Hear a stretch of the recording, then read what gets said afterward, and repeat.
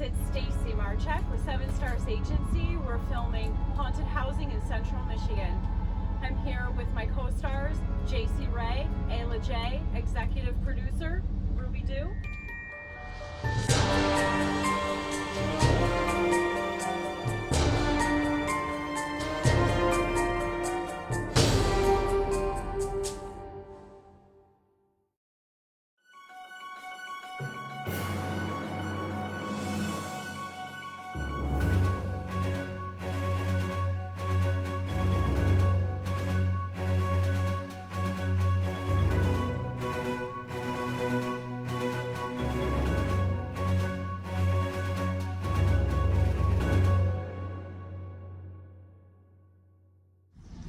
So we haven't even gotten started on our tour yet, and there's already a ghost herd in my vehicle. I do not have any idea how this happened or where it might have came from. Here we are at 115 West Burton Street, the old doctor's office in Pompeii. It's now condemned, and I'm scared to even see what's inside. You girls stay here and let me check it out real quick. I've got my little partners in crime.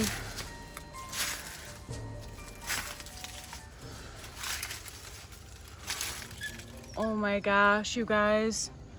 It's so filled with trash you can't even open the door. It's filled with trash.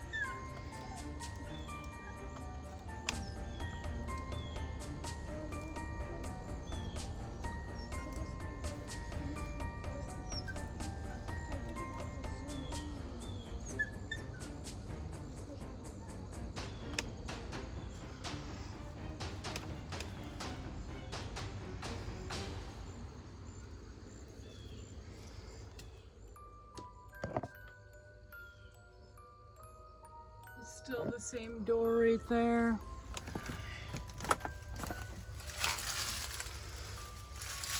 Yeah, it's so filled up with trash right here you can't even open that door.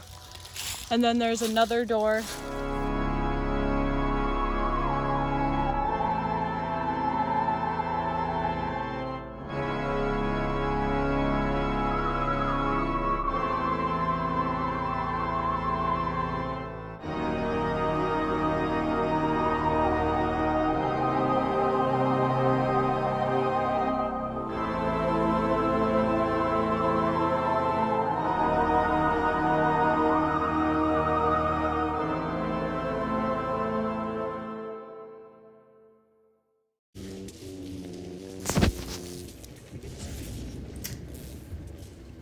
I am a survivor of a childhood haunting. I grew up at 115 West Burton Street in Pompeii, said to be the old Dr. Hall's office.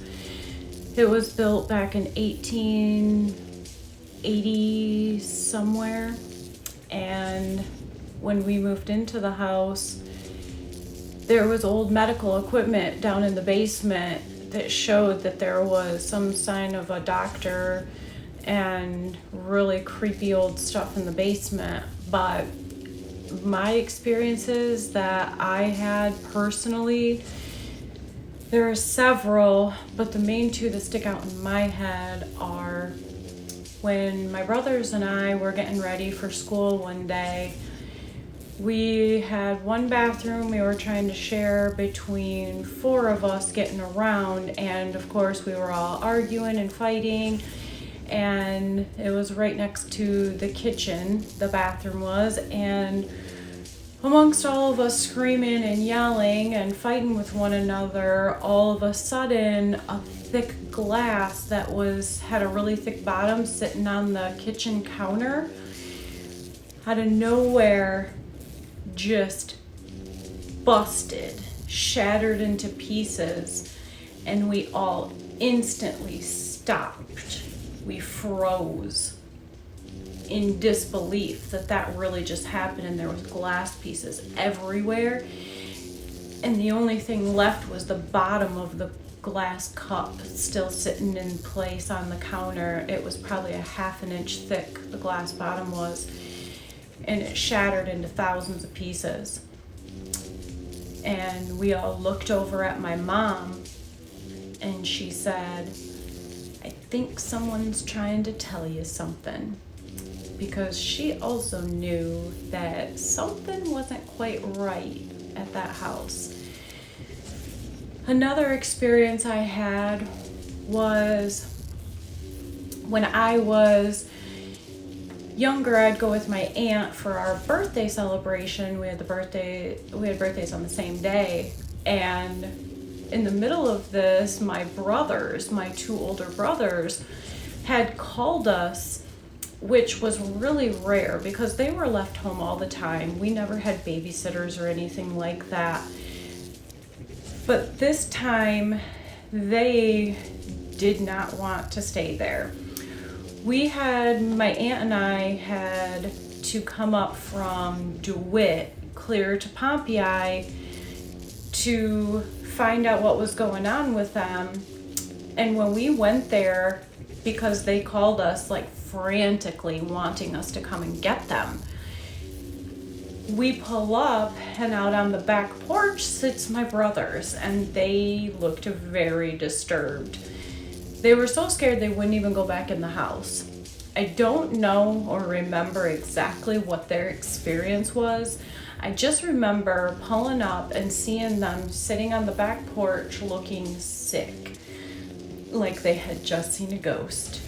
And we looked up into the bedroom window upstairs above the back porch, which was my second oldest brother's room, and he used to have kites, and he had a kite that hung from the light fixture up in that room, and we did not have heat ducts. There was an old boiler system that never worked, and we never even had heat to the upstairs, so there would have been no drafts or anything. And this kite hanging from the light fixture was going around in a circle consistently, just like that. And we loaded my brothers up in the car and we got out of there. One other thing that I remember was there was a lot of claims of the adults even saying that the water would turn on and off on its own. One night we were sitting in the kitchen with a family friend around the table, my mother and I, the family friend, and I believe my brothers were there too. We started talking about the water turning on and off and it being unexplainable, and that my uncle had this experience and we were just discussing it. While we were talking about it, the water in the bathroom turned on. And this wasn't just any faucet. Our faucets were so old, and the handles to them were literally stripped. So it would either take a lot of turns or pressure in turns to be able to grip the faucet to actually turn on this water. And when we heard the water running in the sink, we were like, whoa. We all just froze and looked at each other. And the family friend was freaked out, but she ended up being the one that went in to turn it off. So those are just a few things that I had my own personal experiences. There's tons of them. I know a lot of my family members can tell several more. But as far as the ones that I witnessed firsthand and that I remember very clearly, that would probably be my top 3. So that all happened at 115 West Burton Street, Pompeii, which was the old doctor's office in Pompeii. Down the road is the hospital. Somebody currently resides in the hospital still, so I don't have any footage of inside. I didn't want to disturb them, but I wanted to at least give you my experiences from growing up in a haunted house. Thanks for listening.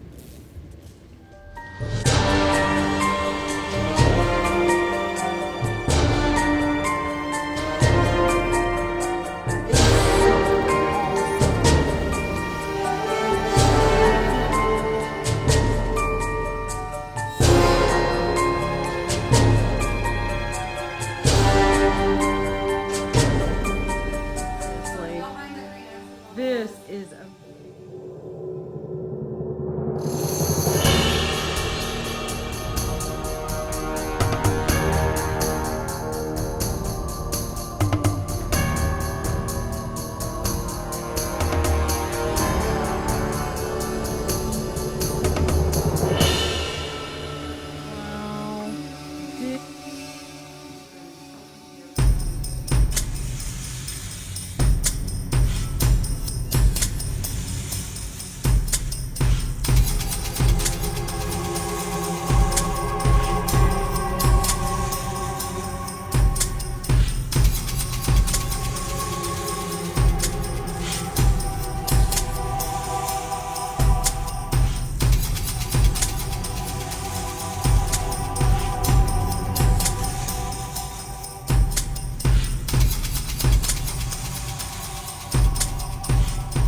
and there's a rooftop balcony.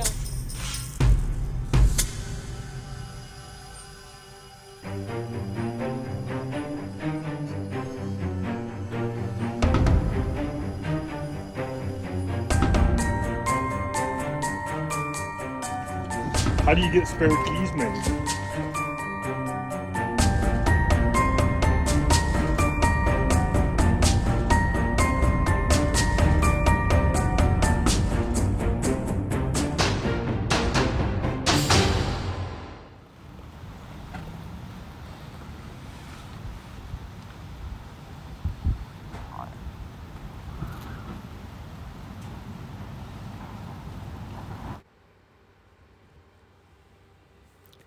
The Page Mansion, 402 Center Street, St. Louis, Michigan. Pick an old house, any one of those gingerbread Victorians, even Gothic houses in the mid-Michigan area, and chances are you'd be hard-pressed to find a more haunted-looking home than the one that stands on the corner of Center and Delaware Streets in St. Louis. And what makes it a Halloween special is because it really was haunted and by an actual ghost. A woman in white would appear to tuck one of the youngsters in bed, and from time to time she might appear in a wedding gown in one of the windows, only to wander through the house and appear in another. The Victorian gingerbread house was built in the 1880s by an architect named Leach for a woman named Page. She and her daughter Lillian lived there until Lillian married a Mr. Charles who ran the drugstore in town. But he died young, said Susan Wood, who grew up in the house. Lillian's mother died just 2 years later, and Lillian Page Charles lived alone in it for the next 50 years or more, Wood said. Wood, who now lives in Tennessee, was about 6 years old when her family moved in. She has 3 older sisters and 1 older brother, and they love that home even now, even though it has been vacant for more than 15 years. She said she remembers the first time she saw the lady in white. The family was looking at the house, and on the stairway, Wood says, she saw a woman wearing a floor-length white dress. Her long hair was worn up. She asked her mom who the woman was, but by the time her mother got in a position to see, the lady in white had vanished. But she would be back. Wood was the little girl for whom the lady in white would tuck into bed regularly at night. She would sing to me, a sing-song humming, she said, adding that she couldn't put a name to the tune, but it was a lullaby. Was she frightened of the apparition? Never, Wood said. We all adored her. She was a comforting presence. Well, maybe not totally comforting. One time, Wood's mother was up in the attic alone, putting away some things, and while bending over, felt a hand pat her on her backside. To say it was startling is a huge understatement. And there was the time her brother and his friend conducted a seance, asking the ghost to respond by knocking 3 times. The result was a fury of exceedingly loud, nearly deafening bam, bam, bam on the huge wooden doors of the house. Even Wood's dad, a skeptic and a confirmed non-believer in all things otherworldly, eventually came to believe that something was out there, she said. It was very hard not to. 2 different neighbors asked which one of the daughters was getting married. Wood said they had each seen a woman in a wedding gown walk by the windows. And then there were the sounds of someone coming up and down the stairs. This, too, was a regular occurrence. You could be laying in bed in the morning and you'd start to get up and the steps would stop, she said. Once settled back into bed, eventually the steps would resume. Her dad became a convert to the supernatural. There were so many things there was no explanation for, she said. Wood was asked if she believes that Mr. Charles was the ghost. Absolutely, she said. I have no doubt it was Lillian. We found some of their love letters in the eaves. It explained a lot. Just a few weeks ago, Wood was visiting back home in St. Louis, and the owner allowed her and her brother in to see it. I realized how much that house means to me, she said. We are deeply connected to it. It's our home. If they had the means and if the circumstances were right, she or her siblings would purchase that in a heartbeat.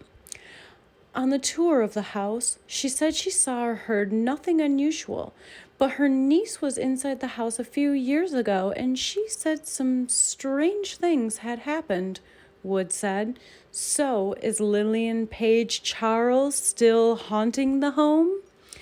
Ghost hunter Fred Service said it's possible she might still be there and liking it better without interference from the living.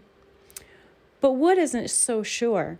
She believes Lillian, who had lived alone in that house all those years, liked having a big family living in her home. Wood had heard that subsequent owners, her family moved out of the house when she was 14, had the home exorcised or blessed. Even so, Wood thinks it's possible that Lillian might be waiting for just the right people to move in. 402 Center Street, St. Louis, the Page Mansion, built in 1884 by Mrs. Page herself. Was sold today by Melody Lineker through Seven Stars Agency. The new owners, Mr. and Mrs. Lineker, plan on renovating and living in the home, restoring it back to its natural beauty the best as possible. And it is amazing. I hope you guys enjoyed this tour. I wish you could have seen it in person because it is cool. Thanks for watching from Seven Stars Agency. We'll update you on Halloween 2020, to be continued.